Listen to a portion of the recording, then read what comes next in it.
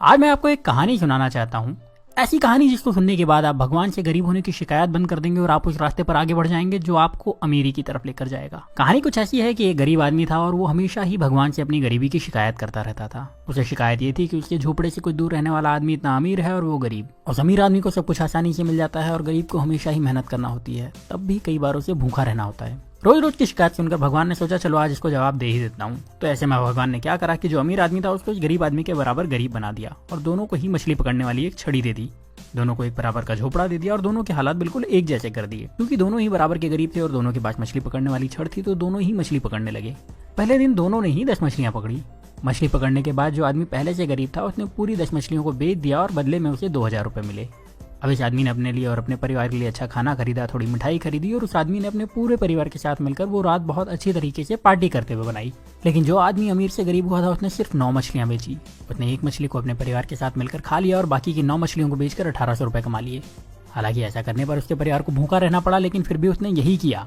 अगले दिन उसने 1000 रुपए खर्च करके एक मछली पकड़ने वाली छड़ खरीदी और 500 रुपए एक इंसान को देकर अपने साथ काम करने के लिए रख लिया और 300 रुपए बचाकर रख लिए ताकि कभी जरूरत पड़े तो काम आ सके। अब अगले दिन जो इंसान पहले से गरीब था, जिसने अपनी मछली के सारे पैसे पहले ही खर्च कर दिए थे, उसे फिर से 10 मछलियां मिली।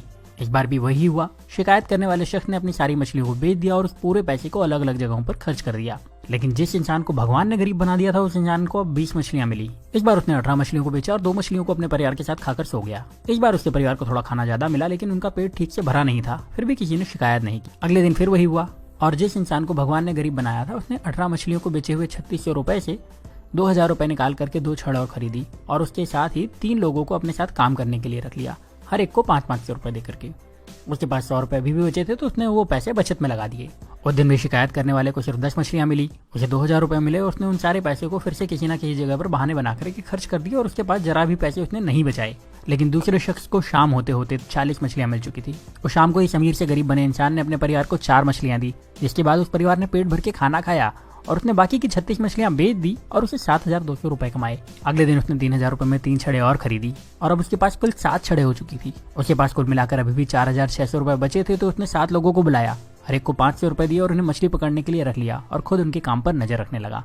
इतना पैसा खर्च करने के बाद भी उस इंसान के पास 1100 रुपए बच गए थे। जब शाम हुई तो इस इंसान के पास 70 मछलियां थी। उसके पास पहले से ही 1100 रुपए थे। उसने दिन भर कोई काम नहीं करा था, तो वो ज्यादा थका हुआ भी नहीं था। उसके पास 7 छड़े थी जो कि इसकी ही थी, उसकी एसेट थी। उसके पास काम करने वाले लोगों की एक टीम थी जो उसके लिए काम करती थी। और शाम को इस इंसान ने 66 मछलियों को बेचकर 13,200 रुपए कमाए। उसके पास पहले के बचे हुए 1100 रुपए तो थे ही, मतलब अब उसके पास अच्छी खासी पूंजी भी थी और अब उसने परिवार को मछलियों के साथ अच्छा खाना भी खिलाया।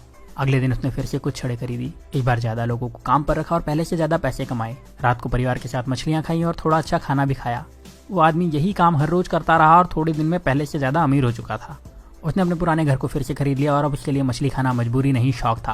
साथ ही अब उसे काम करने की जरूरत नहीं थी, क्योंकि उसने अपने काम की देखभाल के लिए कई मैनेजर्स, अकाउंटेंट और दूसरे लोगों को रख लिया था और वो अपने पैसे दूसरी जगह इन्वेस्ट भी कर सकता था। लेकिन जो शिकायत करने वाला इंसान था वो अभी भगवान से यही शिकायत कर रहा था कि भगवान आपने मुझे गरीब क्यों बनाया और उस अमीर इंसान को इतना आराम क्यों दिया। अब आप समझदार हैं, आप ये समझ चुके होंगे कि भगवान किसी का फेवर नहीं करते। वो सभी को एक जैसे ही देखते हैं, सभी को एक जैसे मौके देते हैं, सभी को एक जैसे संसाधन देते हैं, सभी को सफल और धनवान होने का अधिकार देते हैं।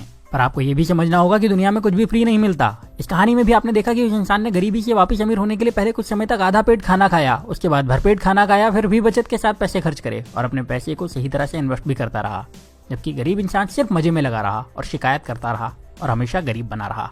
अगर आपको लगता है कि अमीर इंसान रिच होने के लिए तकलीफें नहीं उठाते, तो ऐसा नहीं है। वो गरीबों से ज्यादा तकलीफ उठाते हैं। वो अपने आराम के लिए गरीब लोगों से ज्यादा मेहनत करते हैं पर शिकायत नहीं करते, और वो अपने पैसे का सही इस्तेमाल करते हैं, इसीलिए उन्हें अमीर होने का अधिकार भी है। तो अगर आप गरीब हैं तो अपनी गरीबी की शिकायत मत करिए, बल्कि उस काम को पूरी ईमानदारी से करिए जो आपको मिला है। ये सोचिए कि उसमें ज्यादा से ज्यादा पैसे कैसे कमाया जाए और अपने पैसे को सही तरह से खर्च करिए, अपने पैसे को सही तरह से इन्वेस्ट करिए।